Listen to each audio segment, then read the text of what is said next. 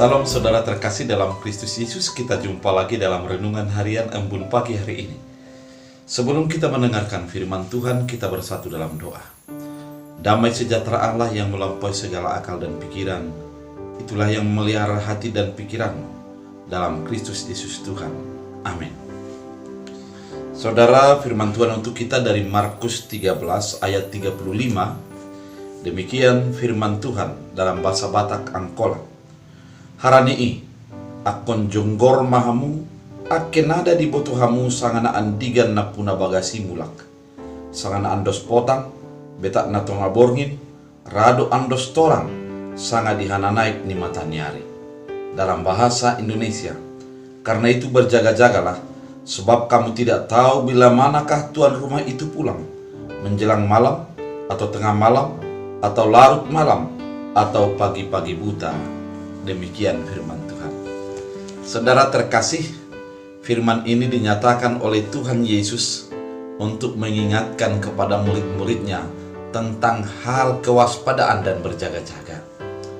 Diterangkan pada ayat sebelumnya bahwa ketika kedatangan Tuhan ibaratkan dengan seorang kedatangan yang punya rumah. Ketika dia menitipkan rumahnya kepada seseorang, maka tidak tahu kapan datangnya yang mempunyai rumah tersebut.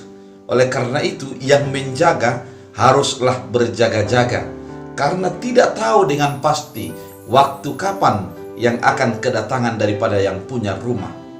Keberjaga-jagaan ketika menjaga rumah adalah yang pertama, bagaimana agar tetap rumah itu aman, tidak menjadi dibobol atau dicuri orang lain, dimasuki oleh maling, sehingga yang menjaga rumah itu akan tetap waspada, sehingga setiap apa isi rumah itu menjadi aman dan tidak menjadi hilang.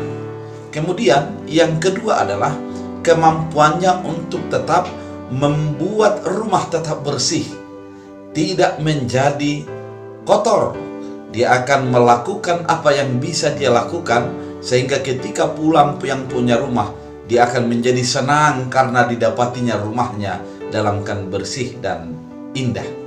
Kemudian yang berikutnya adalah ketika kemampuan daripada menjaga rumah untuk menghidupkan lampu dan mematikan lampu pada waktunya, sehingga rumah itu kelihatan ada orang penghuninya, ada orang yang menjaganya. Demikian juga dengan orang percaya menjaga hatinya, saudara terkasih. Dia harus menjadi tetap mewaspadai dirinya agar tidak dicuri hatinya oleh iblis.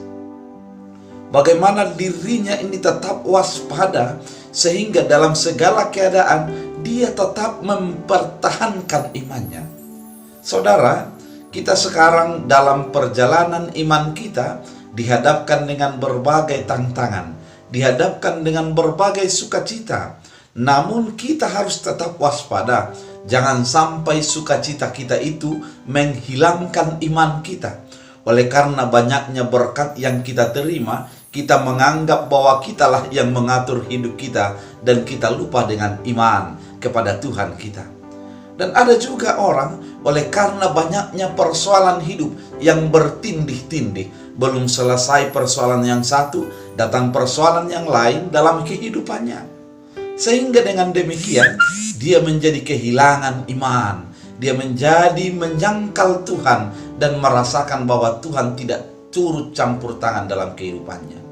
Oleh karena itu kita perlu untuk berjaga-jaga, sehingga hati kita, iman kita tidak dicuri oleh iblis dan setan.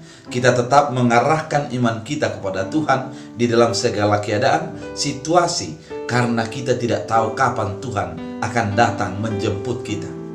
Kemudian, sebagai orang percaya, kita harus juga tetap mempertahankan hati kita bersih dan fokus kita hanya kepada Yesus Kristus.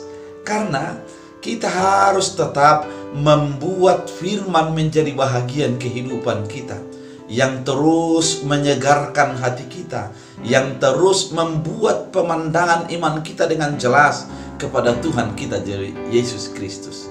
Karena saudara terkasih dalam Kristus Yesus, dalam perjalanan sehari-hari, bisa saja hal-hal yang datang mengotori hati kita, mengotori pikiran kita, dan membuat segala tingkah laku kita menjadi tercemar. Oleh karena itu, ketika kita selalu membersihkan hati, pikiran, dan segala perilaku kita, sesungguhnya kita mempersiapkan diri untuk tetap kapan Tuhan datang, kita tetap siap sedia. Dan juga kita harus menjadi tetap menyalakan iman, menyalakan kasih dalam kehidupan kita, dan berhikmat dan penuh dengan kebijaksanaan dalam kehidupan. Kenapa demikian? Karena memang dalam kehidupan ini terkadang kepentingan menutupi kasih dan persoalan menghilangkan kebijaksanaan. Oleh karena itu, sebagai orang percaya, dalam menyongsong Tuhan, menanti datangnya Tuhan dalam kehidupan kita, siapkan terus, benahi terus dirimu agar tetap memiliki kasih, memiliki hikmat, dan memiliki kebijaksanaan dalam kehidupan kita. Karena memang kita tidak tahu kapan Tuhan akan datang. Oleh karena itu, selagi ada kesempatan dan Tuhan mempercayakan tubuh kita untuk kita diami dan kita hidupi, mari kita tetap membenahi diri, kita tetap waspada dan berjaga-jaga tentang iman kita, sehingga tidak menjadi hilang, tidak menjadi dicuri, tidak menjadi dikotori, dan tidak menjadi padam imannya oleh karena pergumulan dan persoalan kehidupan. Oleh karena itu, saudara terkasih dalam Kristus Yesus, melalui firman pada hari ini, kita dibenahi, kita dipersiapkan untuk menjadi orang yang tetap mengandalkan Tuhan, yang tetap waspada, yang tetap berjaga-jaga di dalam segala situasi keadaan yang kita hidupi. Oleh karena itu, saudara terkasih dalam Kristus Yesus, berjaga-jagalah dan tetaplah waspada untuk tetap mempercayai Kristus Yesus dalam kehidupanmu. Tuhan Yesus memberkati. Kita bersatu dalam doa. Terima kasih Tuhan atas firman yang Engkau berikan bagi kehidupan kami, sehingga kami tetap berjaga-jaga, tetap waspada, dan tetap membenahi diri selalu dekat dengan Tuhan. Hamba berdoa kepada setiap orang yang mendapatkan pergumulan, biarlah Tuhan, tangan Tuhan tetap menopang mereka.